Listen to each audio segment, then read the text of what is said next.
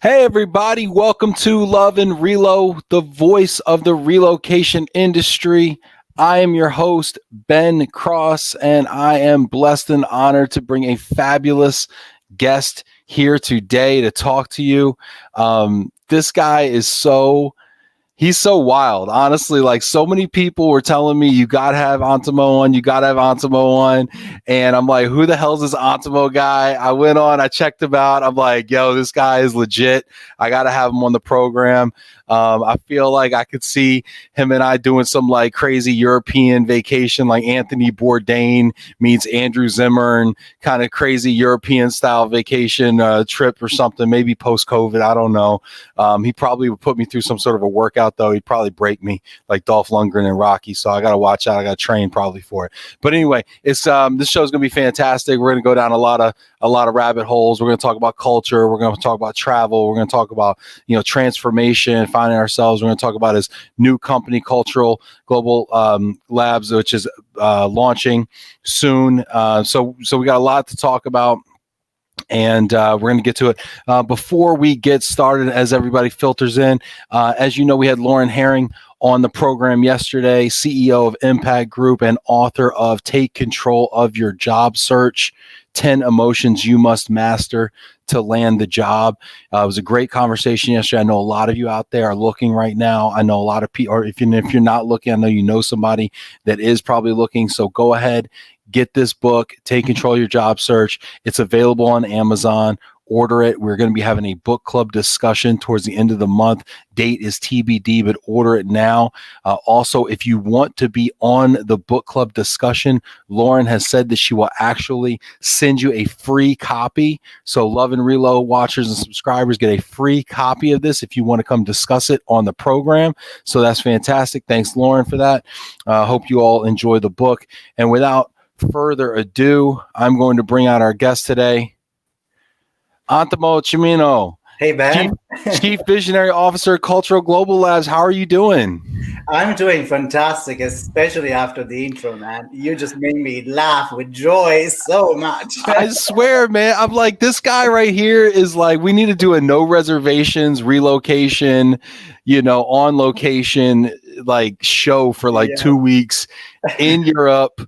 You and me, you're going to be hauling my butt all over the place, and I'm probably going to be gassed, and you're going to be on a paddle board somewhere in the high seas of the Mediterranean or something. I don't even know. Your travel stuff is off the chain. Before we get into all the Relo stuff, and before we get into Cultural Global Labs and what that's all about, I gotta say, like, your Facebook stuff, your travel stuff is crazy. Like, what is that? Like, where does that come from? What is, like, tell me about it. Tell everybody about your travel, man. In essence, Ben, is my travel company is the culmination of a lot of my passions. And so is actually Cultural Global Labs that I just created recently. But when I think about my life, I started traveling at the age of 16. I left Puglia, where I'm from, and my entire family is there. Agricultural community, kind of poor family, basic family, I would say. And I followed a friend to France and spent a summer there with his family. And Pandora box for me opened up. Wow. Where I felt like there is a whole world out there that is different from where I live. And so that was, I think, my first reaction as a 16 years old to the world out there, and made me want to learn the language. So I put myself through school, both in Italy and in the US. I ended up speaking 6 languages. And I feel an affinity to different cultures and differences in languages. And so then I also graduated from culinary school in Italy. Since 14, I've been into the wellness movement space, dance space. Okay, I gotta stop because you're saying some stuff right now that is just blowing my mind right now. You graduated from culinary school in Italy? I did, yeah. What was that like? I mean, that to me is like a dream. Like, if I didn't have a real job, that's what I would like go do. If I didn't like let me tell have you, bills, I would go do that. My dad wanted me to stay at home. I was the last of the 3 children, and he wanted me to stay at home to take over the countryside. We had grapes, we had olive trees, we had flowers and produce, and he had no other help. And so I saw my dad day in and day out coming back from the countryside with his back bent over in pain for Oh my little or no rewards. And I said, that's not the life I want for me. Sure, I could help my family, but that is miserable. And so I decided to continue to go to school, and I followed a cousin of mine that was a chef in this school in Brindisi. And so I followed that, did my 3 years there, +2 to be able to come away with a diploma in hotel and restaurant management. And that actually was also kind of my trampoline to being exposed to travel, because then I started traveling in different countries and in northern Italy, working in the hotels and being exposed to the world of tourism, if you will, at large, right? And that from there, my life changed immensely because there is other things that happened. But eventually I decided that I can take all of those passions of mine, the walks of life, if you will, and put them at the service of my client. Wow. Of my clients. I mean, nothing more honorable than that, right? If you have a heartbeat, if you have a pulse about something, or many things like I do, put them to the service of your clients. I love it. I love it. So I want to get to the service of your clients, and I want to get to where that desire has led you. We got some people checking in right now on LinkedIn, on Facebook. Please, everybody, hit that heart button for Antimo right now. Let them know that we're loving them right now. Talking about all this stuff. Let's go ahead and check in. Leave a comment. Please let me know you're out there. Do a little shout out here. We're gonna be taking questions as well. We're gonna have fun with it today. We're gonna be talking about relocation. We're gonna be talking about culture. We're gonna be talking about travel. We're gonna be talking about just wild personal transformation stuff too. Lynn Greenberg checking in. Hi all. Checking in with no power in New York. Oh, wow. What's going on? Pivot app. What's going on?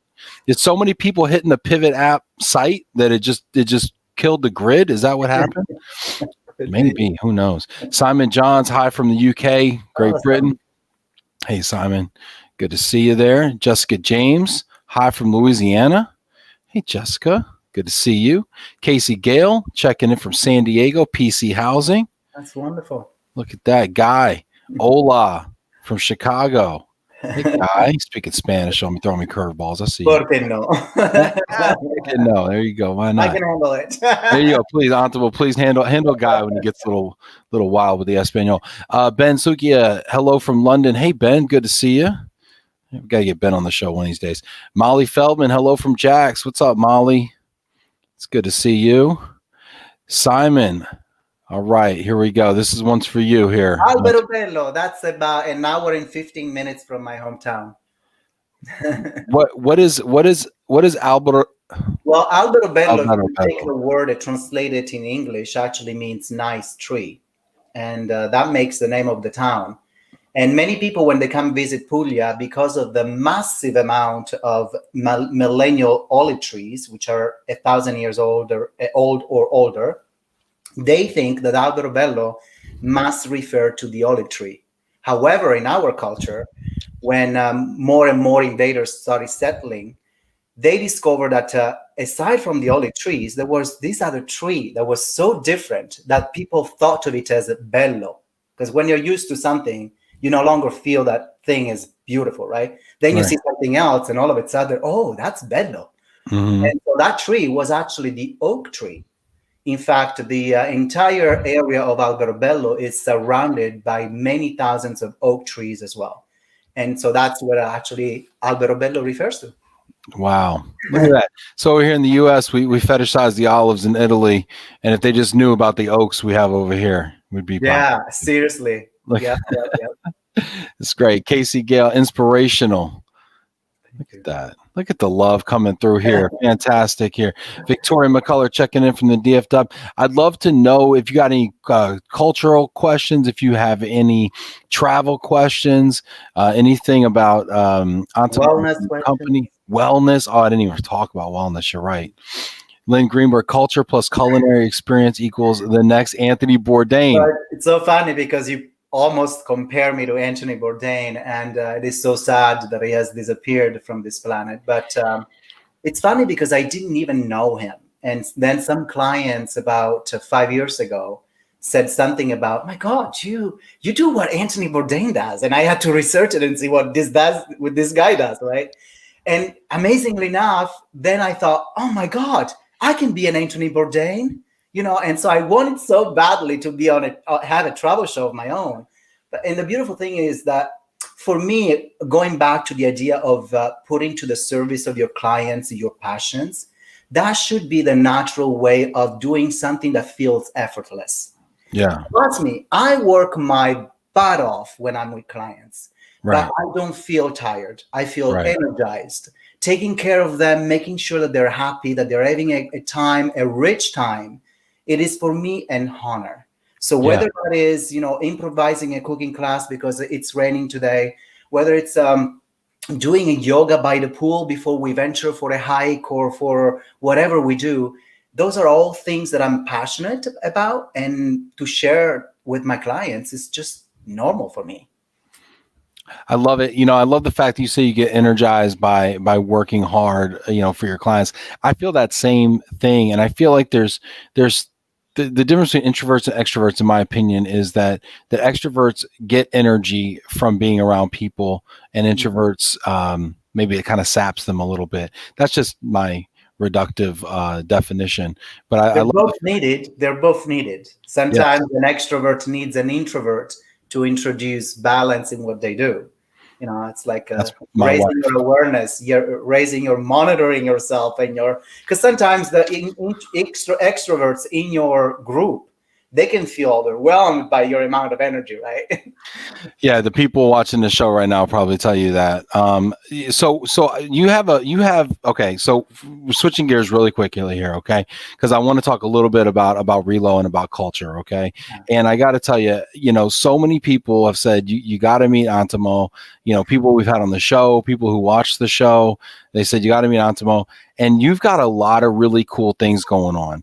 And one thing that you've got going on that I'm really excited about is you're launching a new company literally next week online. It's launched. Can you tell us what you're doing and about this new project? Yeah, I'm super excited about this. It's been a vision in the making for 3 years.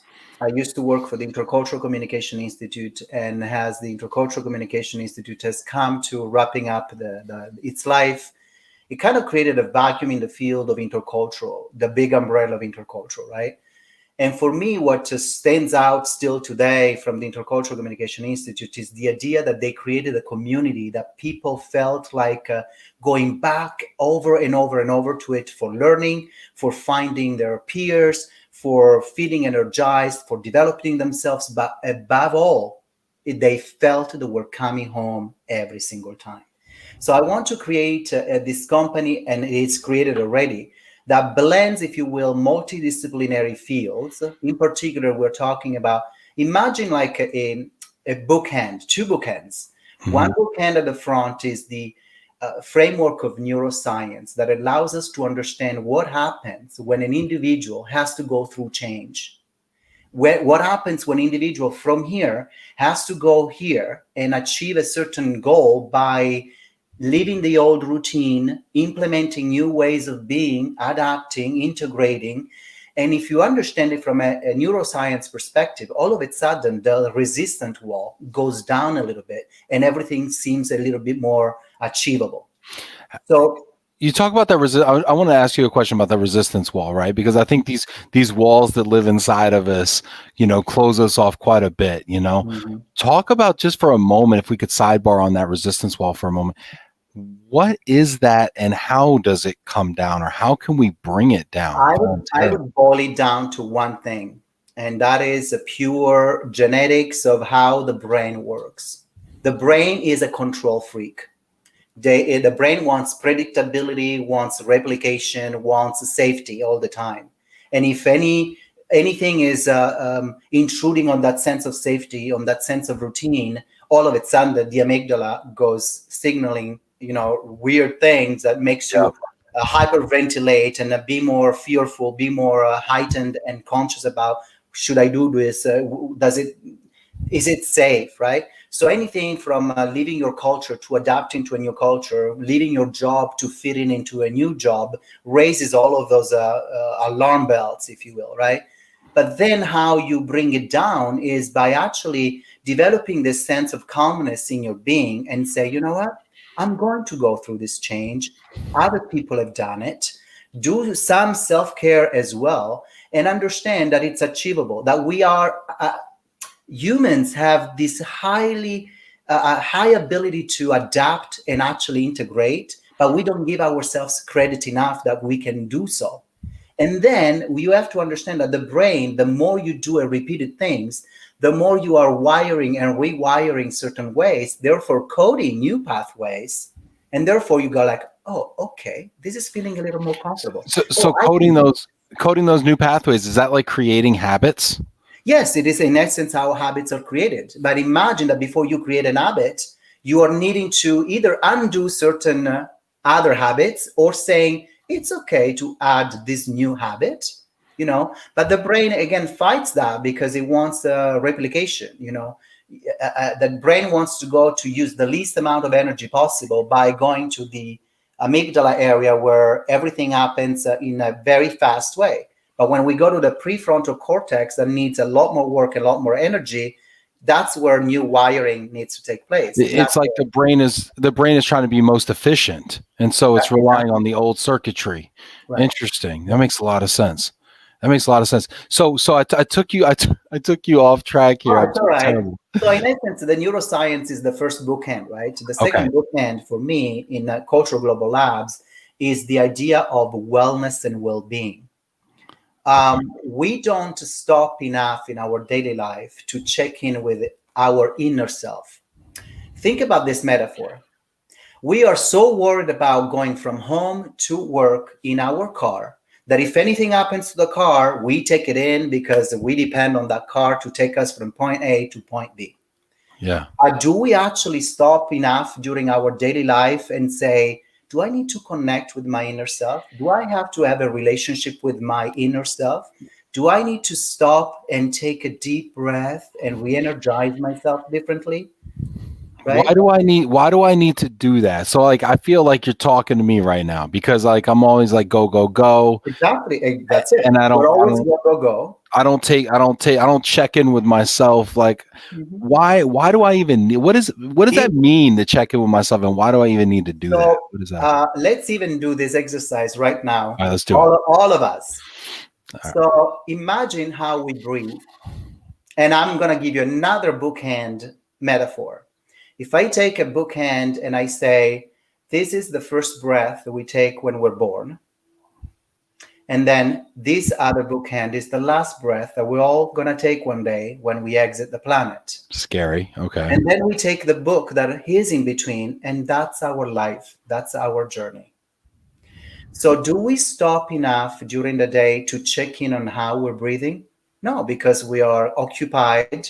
We're going from point A to point B. We're multitasking. We're engaged in a multitude of things that require our attention, but we are breathing in a shallow way, signaling to the brain a state of alertness. But if we said stop, even just simply for a couple of minutes, close your eyes and take a deep breath from your nose until your lungs are expanded to full capacity on the top and they're kind of tight. You hold a couple of seconds and then let go from the nose, taking twice as long as your inhale, only breathing from the nose. You're all of a sudden tapping into your parasympathetic system that is telling everything to calm down. That's so crazy. I feel totally different just off that one breath. Even just one is so useful. It takes you to a different space. Okay. I'm in a different I feel physically different right now. Imagine at work when you know you're going to go into that meeting that you know is going to be tense. There is a lot of priorities going on. Your boss is there.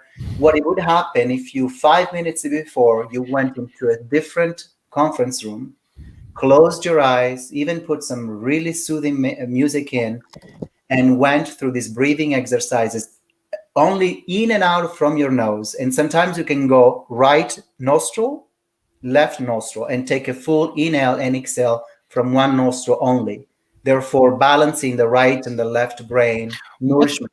What's the deal with the nostrils? I don't understand. That's like a different lung. Close your left nostril by breathing in, you're actually oxygenating more your right side of the brain. So in essence, is allowing to more oxygen to flow to that part of the brain.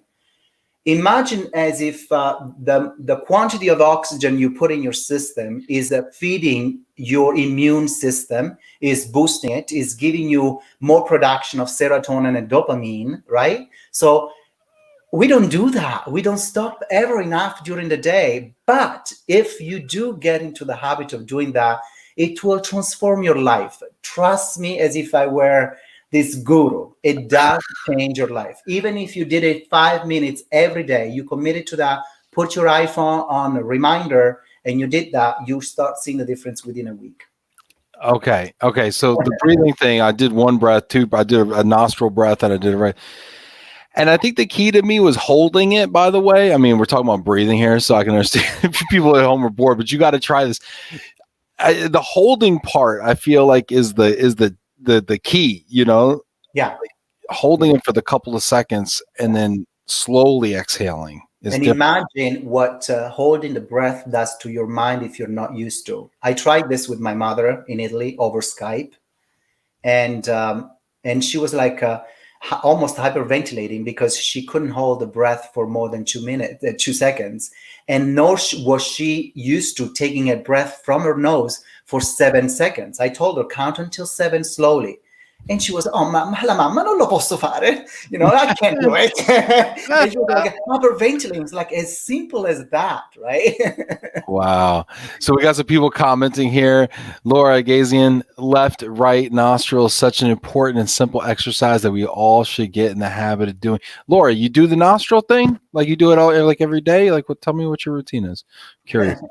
Henri, I second that. I use breathing techniques to find inner peace before stressful appointments. It works great. I should breathe before Love and Reload. Probably go a lot. There's more and more people that are really fine. I think during this time, during this very world grieving, heavy psychologically times that we're all sharing, people have resoluted to finally put effort into meditating, slowing down. And again, that practice, the more you do it, the more you're wiring and rewiring your pathways, the less difficult it seems to develop for you as a new habit, right? Yeah, I love it. Victoria says, I agree. I practice it daily and often. Victoria has a question. She asked if you've ever heard of Dr. Joe Dispenza. He advocates the same ways the brain handles thoughts. He actually measures brain waves and ways to train our minds through meditation. Yeah, I know of his work. I don't necessarily follow him in particular, but it comes from a great research as well on body-mind wellness. Yeah. So as I did the breathing exercise just now, and I promise we're going to talk about culture, and we're going to talk about cultural global labs and everything, but it occurred to me as I'm holding this breath and letting it out, and feeling immensely more relaxed and centered. Maybe I don't know if that's. Yeah.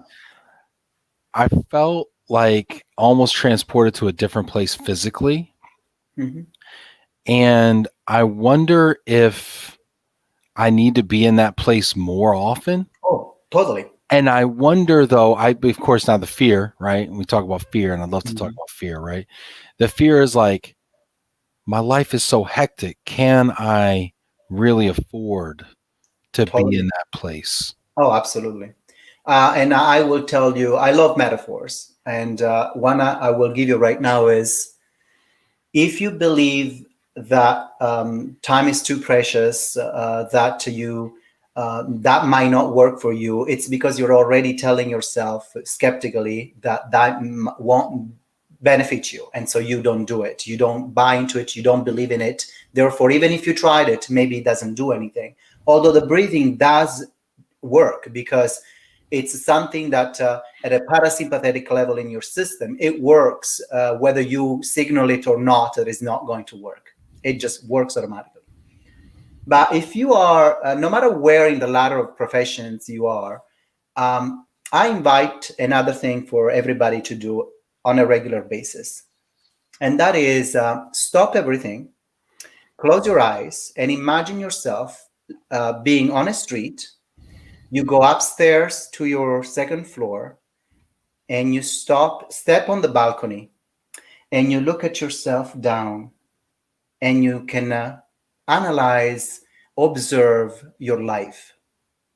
You can do that anytime. You can close your eyes, and in 1 minute, you can do that looking at yourself from the balcony, how you show up, where are your emotions, who and what is driving, what are the external circumstances doing to you. And if we have the ability to shut off everything and go inside to our internal matrix, we can suspend the external circumstances and call nourishment from our internal being, because we are in charge. We are the captain of our boat, but we don't believe enough in that.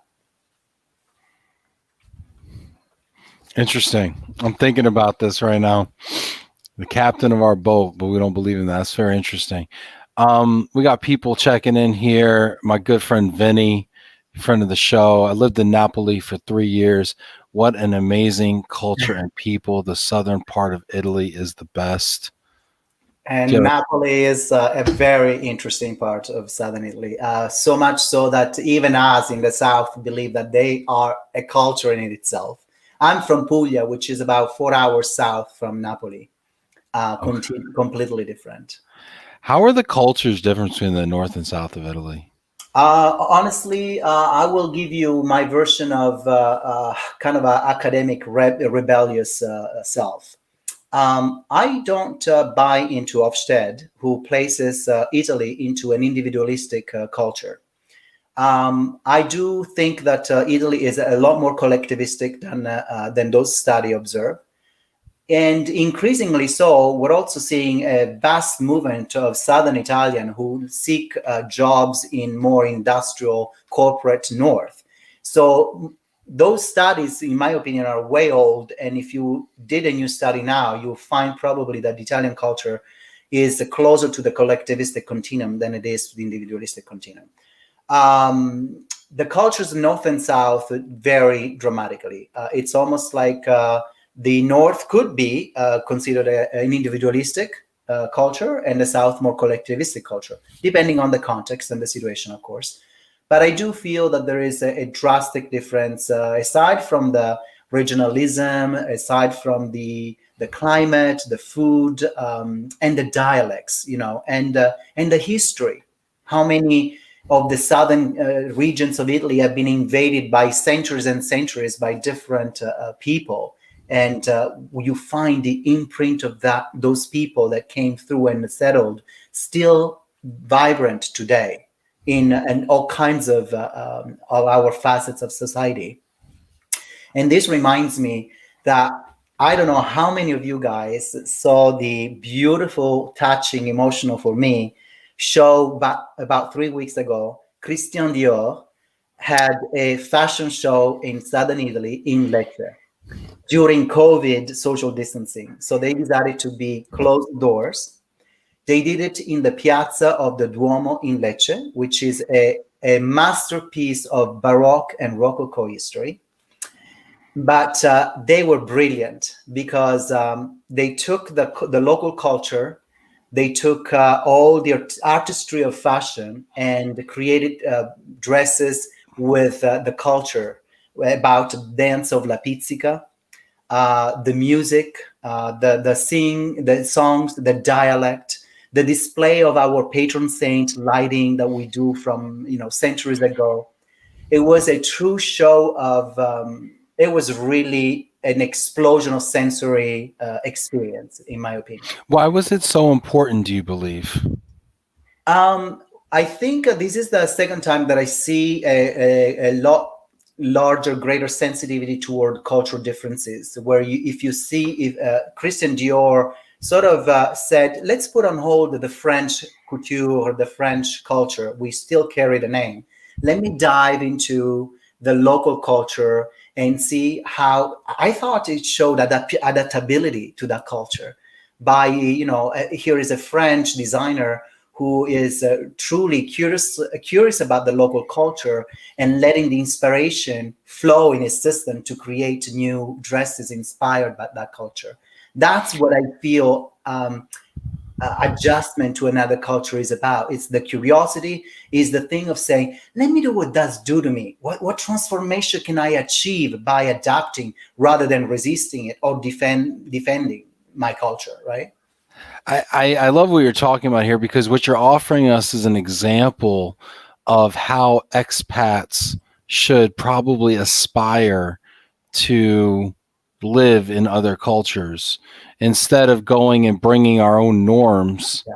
and our own perspectives and our own viewing the world through the lens of our home culture. Yeah. Instead trying to understand and appreciate the cultures that we're in. And this was something that, Yeah. when we had Latam Week, and I think it was Marina Barros talked a lot Mhm. about that, and Yeah. and I'd love to hear your thoughts on that as well as a culture Well, expert. think about all of these huge companies that relocate their executives. And think about what we talked about, the brain, that sense of safety, that sense of predictability and routine. They need to go and perform at their highest and best to do their job. They're taking their spouse with them. They have another piece that worries them maybe a little bit. And with that, they try and go to whatever they go, whether it's Sweden, Brazil, China, Singapore, wherever they go, they are going to want to see a piece of their culture to help them through the adaptation process, not to the culture, to the work and to the expectation that they have to perform at a certain job. But then the external circumstances around them, they're completely opposite. So seeking seeking same expat experience, seeking other Americans or other Italians abroad may be a little counteractive to what you need to be doing, because you should dive in the minute you go there to the local culture with curiosity, with a sense of let me find out what the roadmap is, rather than trying to rely on your lenses and then clashing all of a sudden. Why do you think that there's such a resistance, or maybe it's my own perception, but I perceive there to be such a resistance from expats to dive in, immerse themselves, and understand Again, because cultures? it's easy, right? Their brain cannot deal with yet one other thing that they have to do differently. They have to perform at the job, so that's their priority. And the corporate office, while they give them some tools, they don't necessarily make it very important that they blend in and they take part to local functions and get to know more the neighbors, get involved into the local things, because again, they have this priority that it's a business priority. So if you are the global mobility king for a day, and you Mhm. get to change the policies and the way that expats are managed and put on assignment in these countries, as it pertains to culture, what is the dream program that you would prescribe? In a dream world, I would send my executives, my people, about 2 to 3 months before, with the understanding that they need to devote half of their time to um, becoming fluent in the local culture by interacting with the locals, not simply studying, reading a book, or watching movies, but interacting, taking an active role into the local community, and 50% to do their job, and call that the period of adjustment, and therefore success ultimately that is seen later on in their job.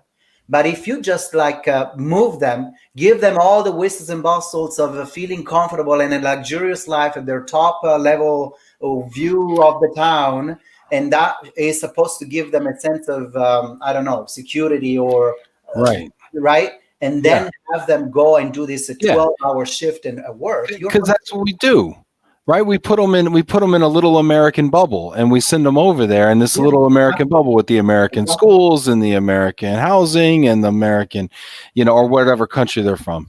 And Ben, there is always one thing that when we learn the most is out of our comfort zone.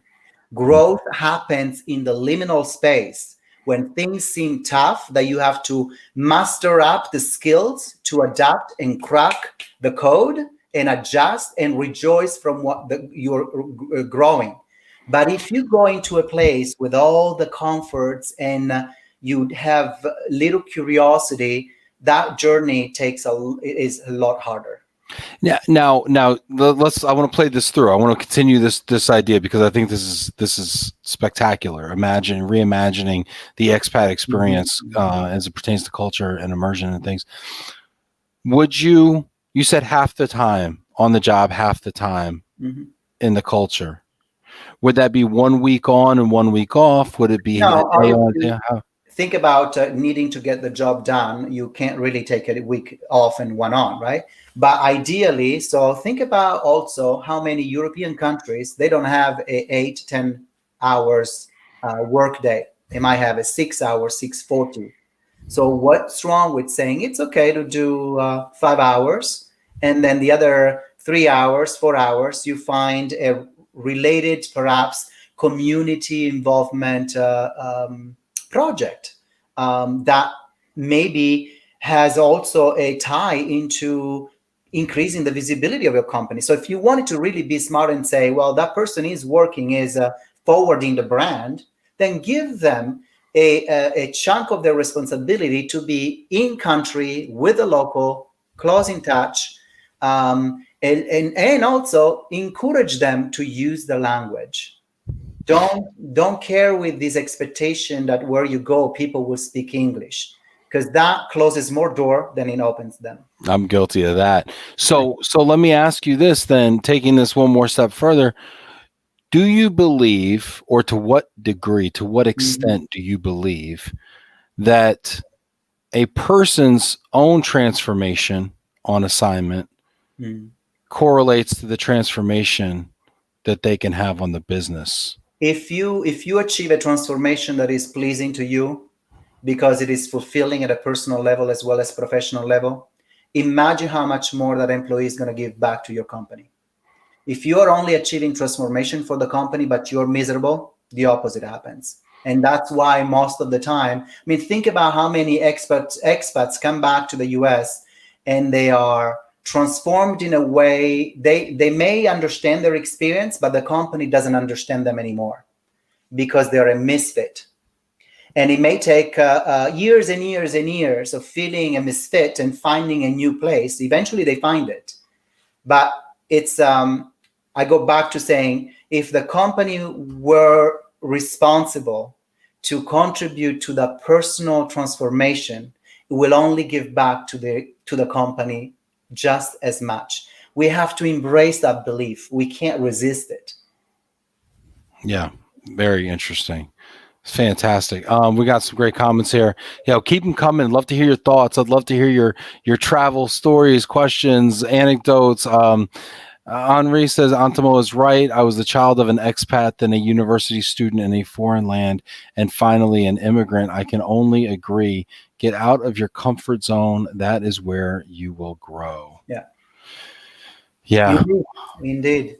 And with that, I wanna put a little audience poll and question for the audience out here along those lines. And thank you, Henri, for that wonderful segue here. And we're going to continue taking some more comments, but I wanted to ask the audience, and I would love it if you had the courage and the boldness to put in the comments, what is holding you back from taking a risk in doing something you have never done before?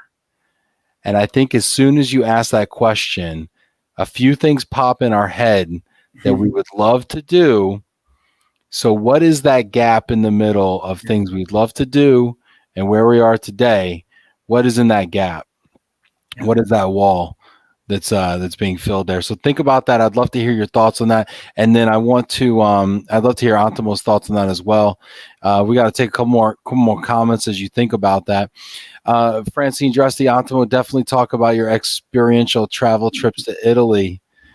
Oh man. So what's Francine talking about, Antamo? Well, I think Francine is doomed to be one of my next clients on a fantastic journey along with you.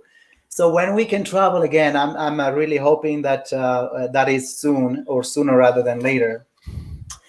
Part of the reason why I created Vumago was I was tired of seeing people signing up for trips through what I call the wrong company, because they are connected to money, making it big, because travel is such an amazing commodity for those who can afford it. but never really doing it in a sensitive, responsible way.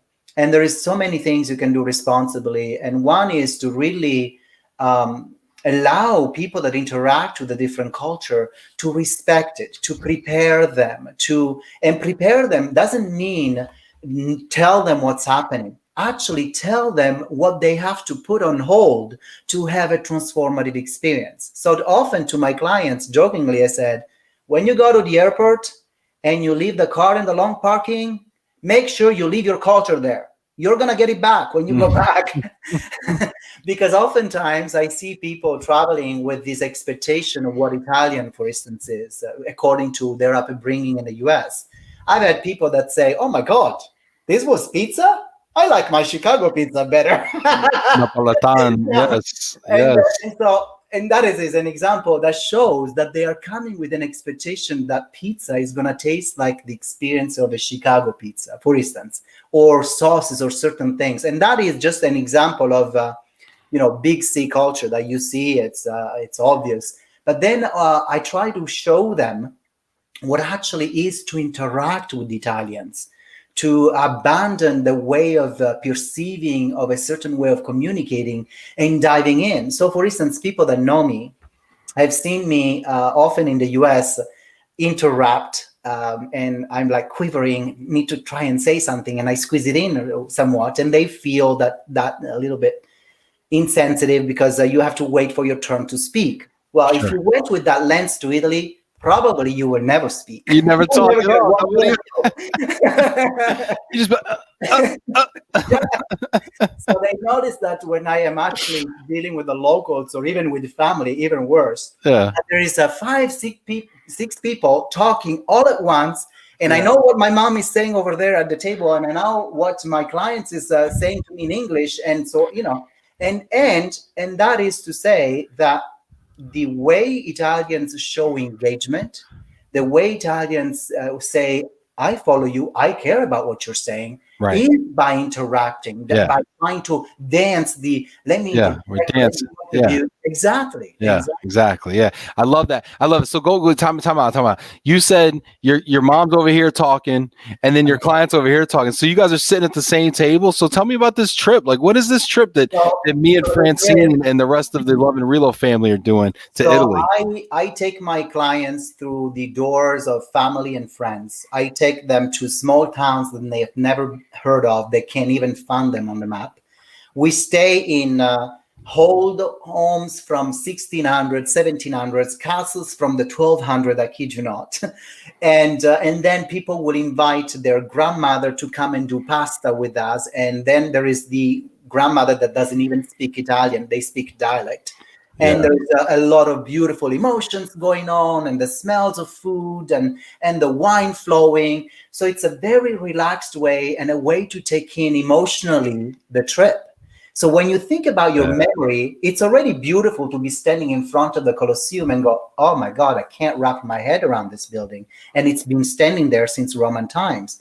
Well, imagine what happens when all of your emotion are heightened and being nourished by so much excitement. Right. Those memories stay with you so much, and then you keep seeking them after. I love that. I want to make pasta with a nonna. I want to make pasta with a nonna, get my hands dirty, and my gosh.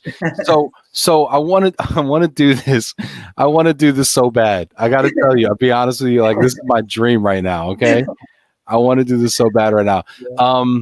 Let's hear all the reasons why I'm not going to Italy right now. What is the thing that stands between where we want to be and where we are today, right? Mm-hmm. So Francine, a couple of people were bold enough to leave some here. The unknown. Look, people, when it comes to travel, obviously it's a different animal, because people think, well, I don't have the budget. I have kids to put through school. I have this, I have that. To me, they are also excuses, because if you have to believe that the trip of this kind can and will transform you. And when you are transformed by something like that, you will transform somebody else's life, maybe the one of your kids. Maybe you never thought of sending the kids for 6 months or a year around the globe, and all of a sudden you go like, oh my God, that experience was so amazing that I can see how my kids would be growing so much in a richer way, right? So don't hesitate on little things that can be put on hold for a while. Don't put travel on hold because you only have one life. Amen, brother. Henri says the fear of looking ridiculous, of course. No, no. I understand it. I understand it. But if you go with the right attitude, if you go with the curiosity and the respect of the local, and don't underestimate this. Sure, people adventure on themselves and they carry that fear with themselves as well, and they will make a lot of mistakes. It is worthwhile going with someone like me because I have one foot in the American culture and one foot in the Italian culture. I love it. I can see things coming. I can anticipate them. I can prepare you for a better experience than making a mistake and looking ridiculous. And if you end up ending up ridiculous, we'll actually all laugh together. We'll learn from it, right? You are an inspiration to me, Antimo. And I was looking at your travel photos, which are amazing. Okay, I was telling you before. I think you got the sexiest travel page in relocation. Okay, I mean, I love the pictures you got on there. It's just like it's. You know, and I think it emboldens us. I was thinking about sharing my favorite Antimo travel photo here. You got some great, Oh boy, which one? you got some great ones. Can I share my favorite one, Antimo? You Sure. get that bold? Okay, this one right here. I love this Oh, come picture. on. Okay, That is I love actually a this local one. picture. I love it. I'm like, this guy is so bold, though. I mean, you talk about the fear of, like, to me, I'm like, that would be, you know, I mean, that's how I would feel in Italy, you know? And I'm like, this is great. Yeah, trying to stand up on your Stand-up equilibrium, your paddleboard. sense of balance.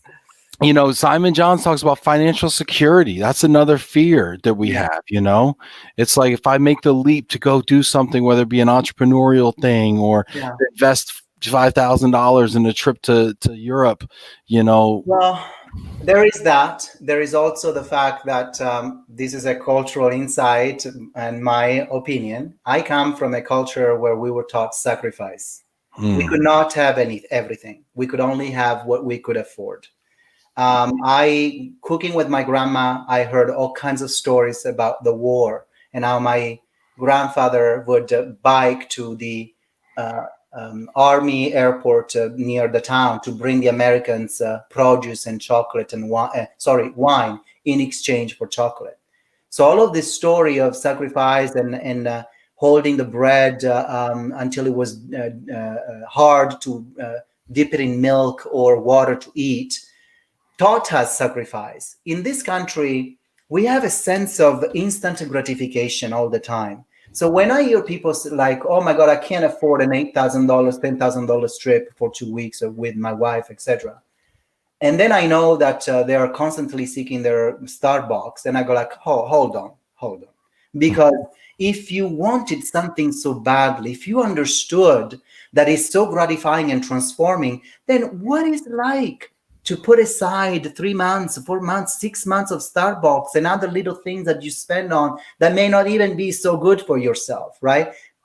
So look for the reward. If you're saving, if you're buying less booze this week and you're stashing it away for that phenomenal trip, and you take that trip, you go like, oh my God, so glad I did that. So that's the answer to my to the financial security question. Right? I love it. I love it.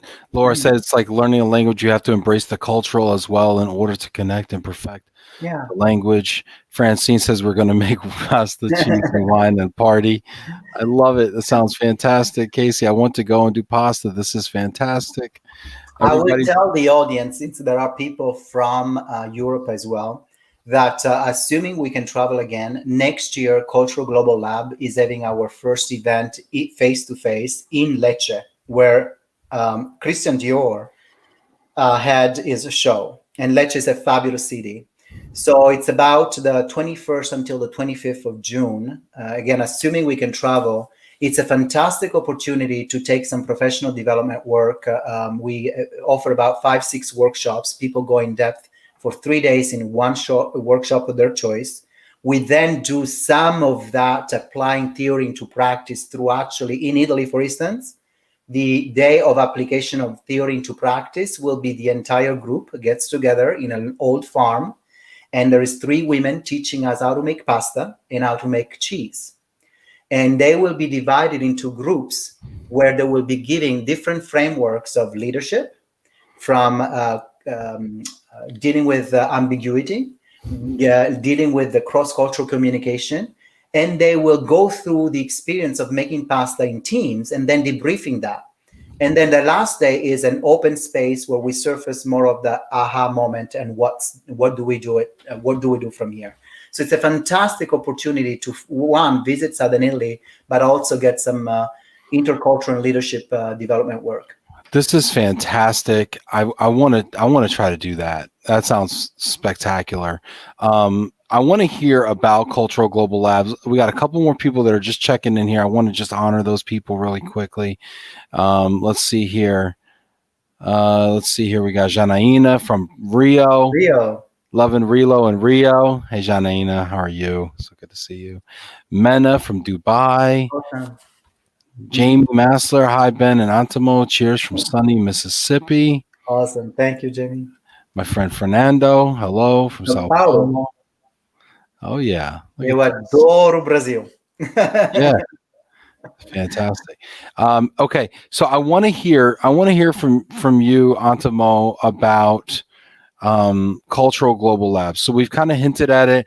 You know, it's launching next week, the website, which is super exciting, and I appreciate you letting me kind of help break this news and launch this, with you.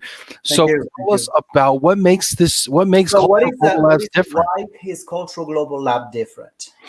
We do offer personal leadership development for the individuals, trainers, organizations that are seeking development in the areas of intercultural relations, diversity, equity, and inclusion, leadership overall, and wellness. We have a multidisciplinary approach. We also have 23 consultants from all over the globe. They speak different languages. We are going to do actually programs and series of webinars and even resources that we have on our website in different languages. So to break away from that box of, everything has to be in English, because there is a lot of benefit, I would say, to having programs in another language.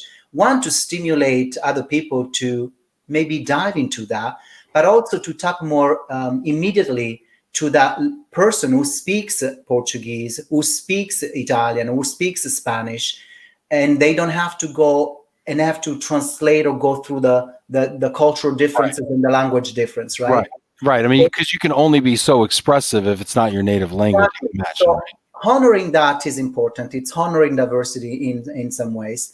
But it's also the idea that when we can do the face-to-face events again, there is the component of applying some learning in a classroom environment in a multi-sensory way. But also there is the component of being outside of your comfort zone and having to apply the learning and have the aha moment. The other end of the bookend that I was going earlier about is the wellness concept. So for instance, when we enter a workshop at a Cultural Global Labs, before we actually go sit in a classroom, we're actually going to enter a half an hour of taking care of our inner space. A lot of professionals will go into a learning opportunity with another head in the back that is checking, are they doing it right? Is that trainer good? And sometimes that takes away from actually learning what is truly the learning journey and experience. So imagine doing some preparatory work to say, why don't we go in as a white canvas, ready to receive color, right? So go into the learning experience with some humility, with the belief that you have something to learn, rather than this bar that you constantly compare if I'm learning or not, if this is useful or not, stopping the creative process of transforming what you're receiving and how it applies to you and your work and your life and your situation. I feel like that's probably hard for people, like letting go. I mean, for me, I think about this. I think about what you're talking about, right? And I picture myself doing this, right? And I'm like, okay, well, if I'm doing this thing, especially if it's work related, I'm going to be wearing a certain type of a hat, or I'm going to be thinking Right. a certain type of a way, and be thinking critically instead of thinking more receptively and more Yes. open-mindedly. And I could totally see myself falling victim to that same mindset. Yeah. How do we let go of that? So somebody says, okay, I want to do this cultural global labs thing. I want to be immersive. I want to engage in a different way. How do I prepare my mind for that? So that's how the neuroscience aspect of the work will address that. Okay. That's how we breathe in and breathe out through the nose, and we do some meditation to prepare the space. Imagine learning as another space within us, okay? And imagine the transformation you get to through a journey that you understand clearly what it looks like, rather than judging it the entire time and missing on the learning opportunity.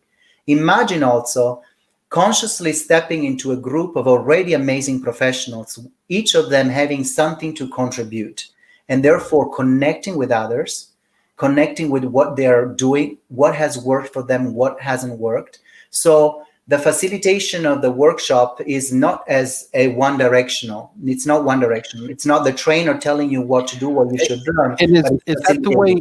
Is that the way it normally is? Like today, kind of generally speaking, is cultural training is kind of like me and a trainer, or me and a portal? I would hope not. But in the old days, a lot of diversity training was almost prescriptive. This is the module, this is what you do, this is how it applies. But imagine how many of us have had so much experience in diversity training and development, and how the facilitator can actually tap into the common knowledge, the collective knowledge of the group to facilitate that as well. And what that can do to making it applicable to their real life, because people in a workshop come from all kinds of walks of life.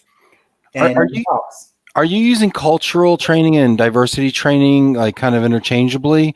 Are they similar, the same, different? They're not the same, but they need one another, because you can't, talking about diversity training is also talking about cultural adjustment. Diversity is just another layer of differences. And diversity is this big umbrella that embraces everything from gender to sexuality to ethnicity to generation. And so cultural adjustment is the process of, again, going from a routine, a set of values, to understanding the value that a difference brings, understanding that maybe we find each other in the commonalities and similarities we have, but then we find beauty in understanding where and how we differ, right? So all of that is part of the journey, of that learning journey. So anyway, Cultural Global Labs is, I think, this will be this community where people will want to come back over and over again, because it's not just another conference where people go in and out, get a 2 hours, 3 hours presentation under their belt. They get a little module or a little skill building set, and they go into work trying to apply them, but they're actually going much deeper. Do you think that people are going to go into these types of more immersive experiences and actually create friendships that they bring outside of this experience? I mean, is that kind of one of the goals? Not only they will create a connection in terms of friendship at a human level, they will create networks of professional networks, if you will.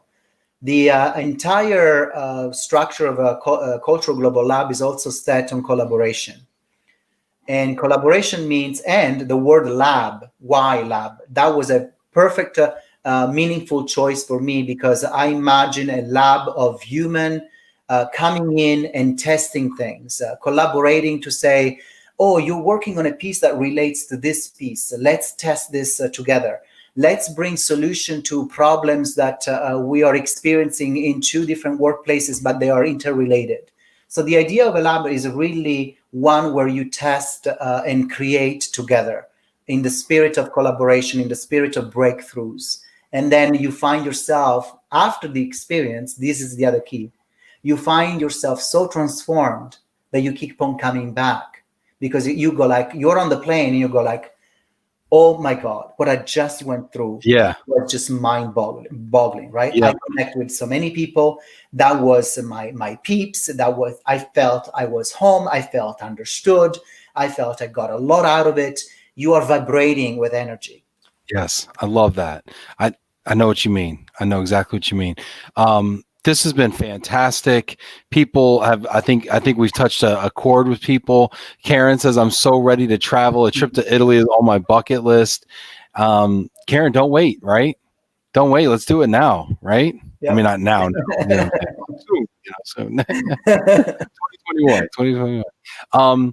This is great. Antimo, I appreciate you coming and spending time with us. I always like to ask all the guests to leave us with a final thought. The audience is here, we're engaged, we're thinking about transformation, culture, travel. What's a final thought? Look, I will share something that made me cry when I was watching that Lecce show. And I will say it in French because the headlines over the show, running continuously in the piazza of the Duomo in Lecce, said, On peut souvent créer des révolutions sans les avoir cherchées. And that in English means, we can often create revolutions without having sought them. It is powerful right now. We're going through so much revolution, I would say. And there couldn't be more of a need for radical transformation.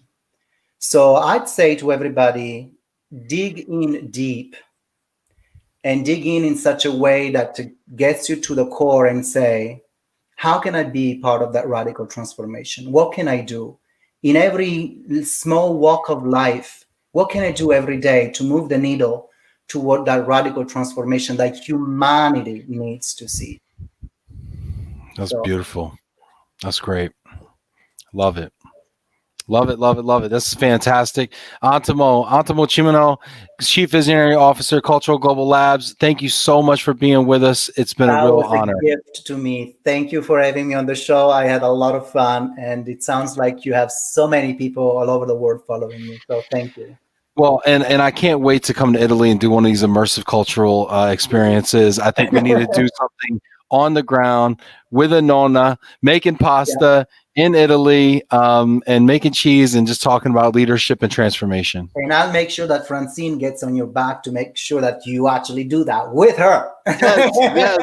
We need to do it. We need to do a Love and Reload Italy trip. I love it. Thank you so much, everybody that tuned in today. It's fabulous. Quick plug for tomorrow's episode. Jack Jampel is going to be on. We're going to be debating lump sums. You are not going to want to miss that. Thank you, everybody, for tuning in to Love and